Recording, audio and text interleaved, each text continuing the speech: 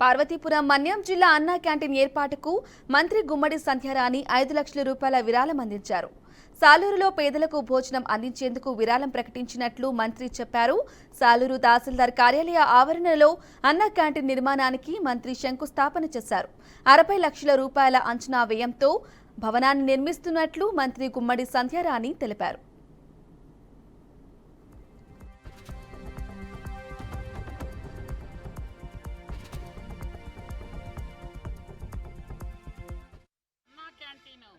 శంకుస్థాపన చేసుకోవడం చాలా సంతోషంగా ఉంది.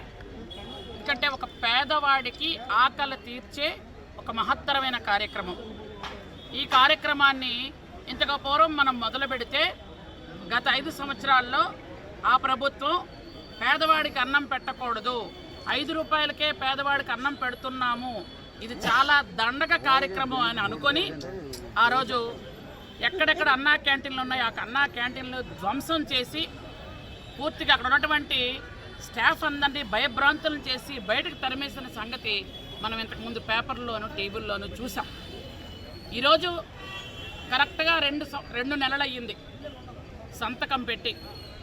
ఈరోజు మనం స్థల సేకరణకు లేట్ అయ్యింది, కానీ మిగిలిన కొన్ని జిల్లాలలో కొన్ని నియోజకవర్గాల్లో రేపే అన్నా క్యాంటీన్ ఓపెన్ చేసి భోజనాలు కూడా పెట్టడం జరుగుతుంది.